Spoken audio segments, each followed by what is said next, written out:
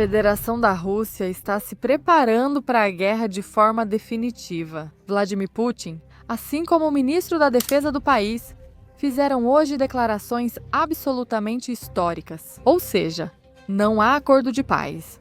Não por falta de vontade da Rússia, mas pela realidade. Isso sim, o que isso implica para o mundo em nível global vai ser absolutamente transcendental. Isso vai mudar absolutamente tudo. E nós vamos analisar isso detalhadamente. Ou seja, não apenas as declarações, mas seu real significado e como diferem das ações do Ocidente. Vai haver guerra por muito tempo.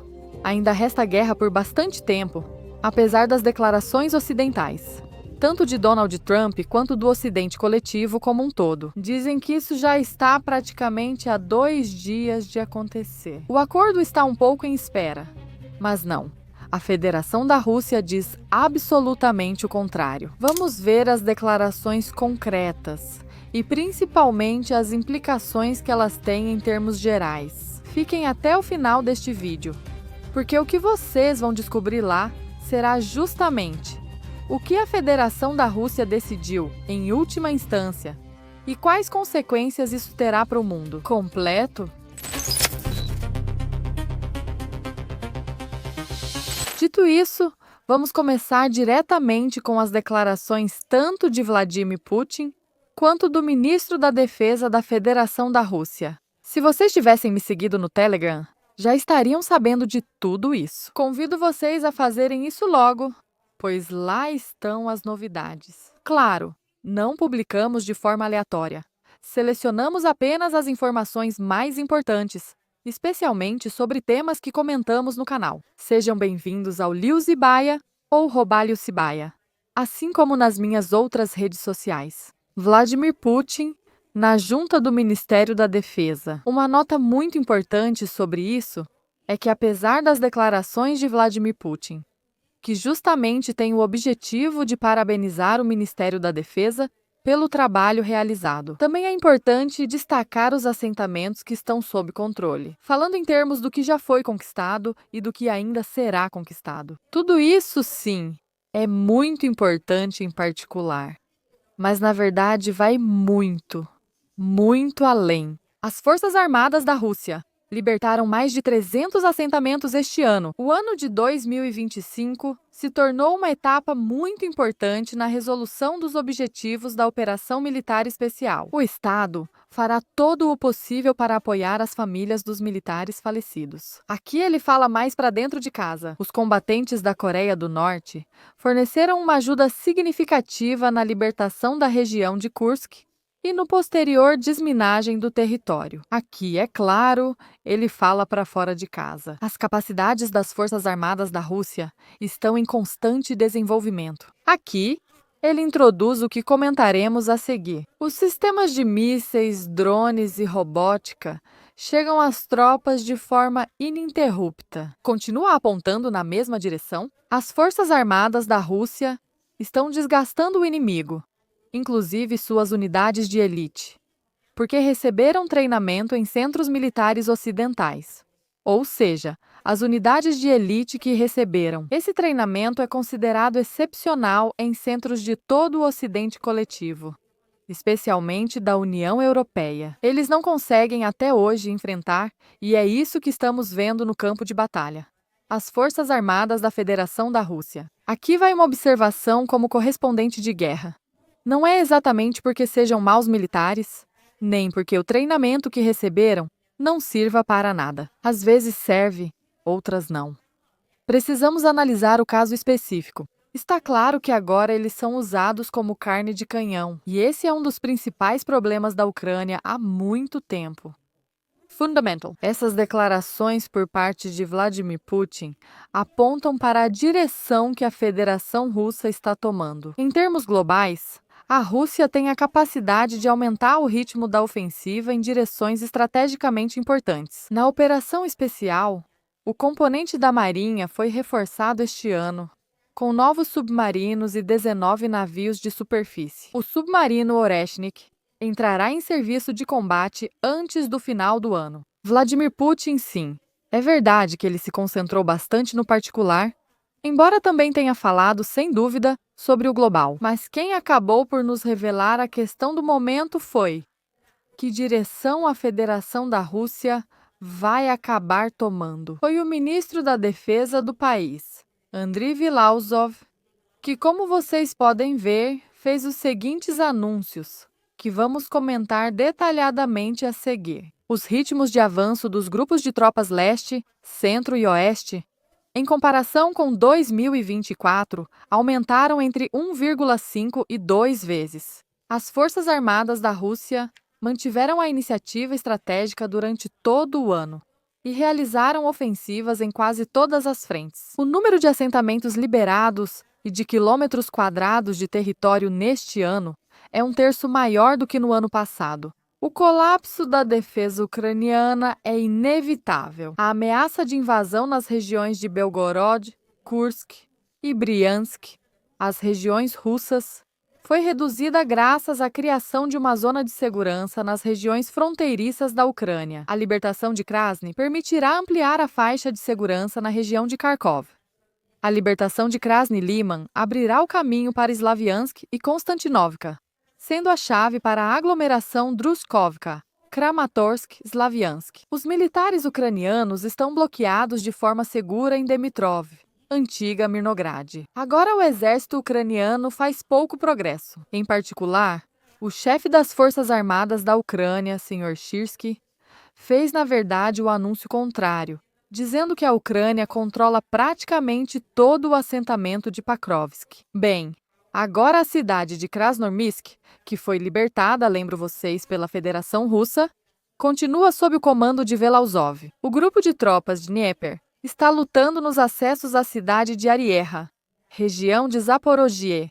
Arieha. Já vamos ver exatamente como está a situação em Ulaipole e vamos entender por que Libut está dizendo isso. As tropas do grupo de Dnieper mantêm a zona insular do Dnieper e repelem as tentativas de desembarque inimigo nas penínsulas. Terá e Kimbo em agosto de 2025.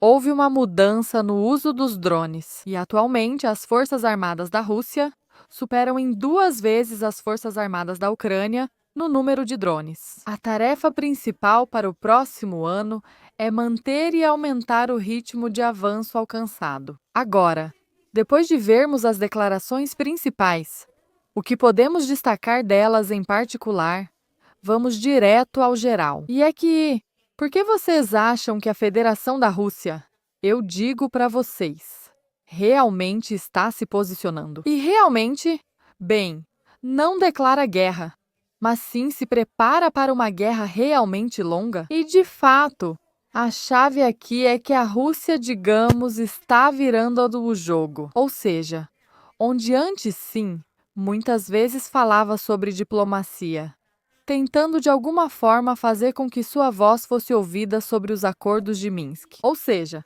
antes de começar esse conflito em particular, Vladimir Putin falava disso o tempo todo. No entanto, agora já se entende que, se não for possível pela via diplomática, vai ser feito pela via militar. Tenho aqui os pontos principais. Vai ter guerra por um bom tempo. Muda absolutamente tudo, no sentido de que o que foi anunciado agora entre Vladimir Putin e o Sr. Belousov foi, na verdade, um plano estrutural. Um plano estrutural que envolve a mudança não tanto na doutrina, mas sim na organização do Ministério da Defesa da Federação Russa. Ou seja, este ano não foi realmente apresentado um relatório anual do departamento, mas sim um documento doutrinário em tempos de guerra. Foi assim que tanto o presidente do país quanto o ministro da Defesa se expressaram, já como se estivessem nos antecipando o que vem a seguir. Na parte pública, basicamente, foi afirmado que a Rússia está transformando a guerra em um regime de gestão de longo prazo, com uma lógica muito clara que compreende uma espécie de objetivos. Além disso, uma arquitetura de recursos e mecanismos institucionais que, em última instância, tem como objetivo fazer com que a campanha militar atual seja sustentável por anos, e não simplesmente até a primavera, por exemplo, do ano que vem, ou até o próximo inverno, ou seja, a Federação da Rússia. Eu entendo que ela faz isso por precaução, mas o que ela fez foi reafirmar que já estava fazendo, já vinha fazendo, mas agora oficializou. Reformular toda a organização de todas as peças institucionais em relação ao que está por vir. E fazer isso, além disso, de uma forma em que o país já está absolutamente preparado para enfrentar longos períodos de combate. A linha sobre o progresso no diálogo com a nova administração dos Estados Unidos não está descartada. Claro, mas também não se fala de diplomacia no sentido habitual. Mas, na verdade, é mais uma tentativa de romper a unidade da coalizão ocidental e, assim, tornar o conflito mais caro para o Ocidente coletivo. A massa real, no entanto, está na guerra não como uma única frente, mas sim como um contorno de gestão de recursos. Quero deixar isso totalmente claro para vocês. Ou seja, Bill Alza, que é economista em sua essência única, além disso, em sua espécie, mas em seus primórdios e, digamos, em seu conteúdo básico. Ele é uma pessoa dedicada à economia. É alguém que veio para colocar ordem no Ministério da Defesa e unir finanças, indústria, logística, reparação e capital humano. Ou seja, quando antes estávamos falando do Ministério da Defesa como um órgão militar, agora isso se transforma completamente. E ele é uma especialista em democracia, no tema da democracia. E é uma especialista em democracia. E uma especialista em democracia. E uma especialista no tema da democracia. E uma especialista em democracia e democracia. Democracia e uma especialista em democracia. E uma especialista no tema da democracia e no tema democracia. E é uma especialista no tema da democracia. Mas quem acaba vencendo no campo de batalha será aquele que conseguir ter uma reprodução, uma produção em série, como base do seu modelo militar, e do seu modelo poderia até dizer militar e econômico. Portanto, entregar rapidamente, produzir em massa. E isso se torna o lema principal para a Fedeszolia, Federação da Rússia, e a chave de sua tática e estratégia. E aqui outro ponto absolutamente fundamental. A Federação da Rússia agora compreendeu o novo modelo de guerra. Não por acaso vamos dizer assim. Muitos analistas falam do fato de que a Rússia, ao contrário da Ucrânia e, claro, ao contrário da América Latina, o Ocidente coletivo soube se adaptar muito bem aos tempos atuais e entendeu muito bem o que significa a guerra moderna. A guerra moderna, em resumo, bem resumidamente, são os drones. Portanto, tudo relacionado aos drones. A guerra eletrônica de todo tipo. Também a proteção contra eles. É necessariamente uma defesa aérea que possa melhorar de forma constante e é uma necessidade constante. Melhorar todos os meios, melhorar todas as táticas e estratégias do exército para preservar ao máximo a vida dos soldados nessas circunstâncias tão complexas. Ou seja, a Federação da Rússia. O que está mudando é todo o seu modelo, adaptando-o cada vez mais. E agora anunciou oficialmente para o que são as bases da guerra moderna. E aqui o peculiar é que Belousov está tentando adaptar o exército russo para que os soldados, os sucessos no campo de batalha, não sejam simplesmente uma questão de acaso, mas sim o resultado de um alinhamento perfeito entre o fornecimento, a aplicação e o reparo. Ou seja, ele tenta sistematizar absolutamente tudo. A abordagem de um economista aqui fica claríssima. O que está sendo anunciado é um programa estatal de armamento para os anos. Atenção, 2027 a 2036.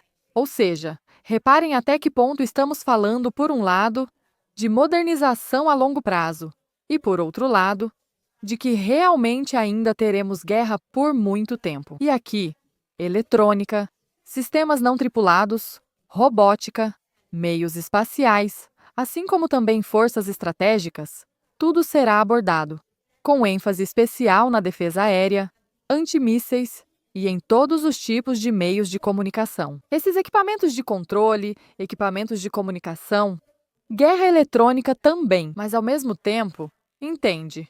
O que é um fato que pode surpreender muita gente. Investimentos massivos em coisas que podem parecer tão básicas, como, por exemplo, as motos. E é que, em particular, Bill Ossoff entende que essa nova guerra, esse modelo 2, ou já quase 3.0 da guerra do século XXI, precisa e requer que se haja tentando fazer isso com a máxima rapidez. Que a mobilidade e a mobilização, ambas as coisas, sejam as mais rápidas possíveis. Que os soldados do exército russo possam praticamente instantaneamente realizar tanto uma evacuação, caso seja necessário, quanto uma operação de ataque. Isso, por exemplo, sem as motos é muito difícil. E agora as unidades de assalto cada vez mais as utilizam. E tudo está sendo preparado para que isso de fato seja utilizado cada vez mais. Ou seja, a Federação da Rússia entendeu as regras do jogo. E isso está se tornando cada vez mais óbvio. Mesmo na questão entre Estados Unidos e Venezuela, a lei do mais forte não levou a nada. A comunidade internacional fica pasma, enquanto os Estados Unidos decidem bloquear um país supostamente soberano. Fica pasma em alguns casos, mas, no entanto, impõe sanções em outros casos. Quando convém, sim. Quando não, não. Sempre se surpreende com os Estados Unidos, porque o que funciona, repito, é a lei do mais forte. Ou seja, a Rússia, de forma absolutamente óbvia, tem que apostar em aumentar sua produção, em fazer crescer e melhorar constantemente seu complexo militar industrial. E, nesse sentido, o que ela precisa fazer é oficializar um novo modelo de gestão que compreenda absolutamente tudo. Os contratos vão até mudar dentro do Ministério da Defesa.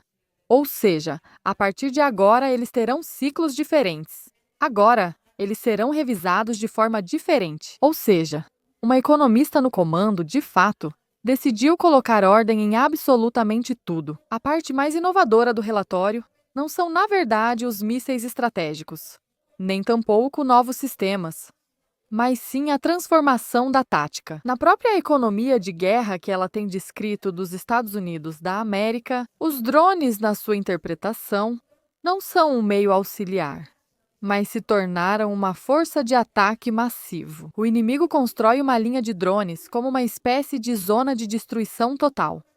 Numa profundidade entre cerca de 10 e 15 quilômetros, a resposta por parte da Federação da Rússia deve incluir a aceleração do deslocamento das unidades. Como eu vinha comentando antes, a saturação de guerra eletrônica, ou seja, a saturação da linha de frente por meio da guerra eletrônica. A transição para modelos e esquemas de funcionamento das unidades, muito mais móveis, muito mais rápidas, tanto em termos de entrega quanto em termos de evacuação. Portanto, não é por acaso que neste relatório sejam colocadas juntas coisas aparentemente tão incompatíveis como estas. Por exemplo, a criação de unidades de sistemas não tripulados. Agora os drones estão sempre em destaque.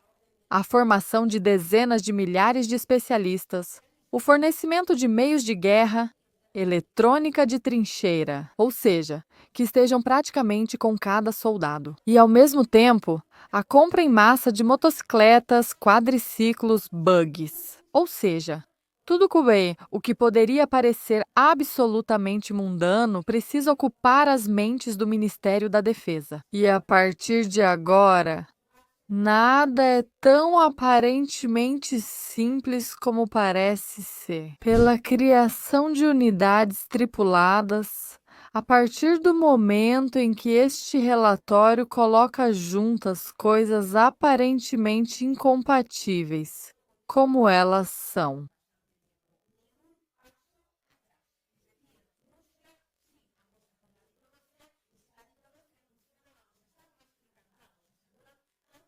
Por exemplo, a criação de unidades de Mosed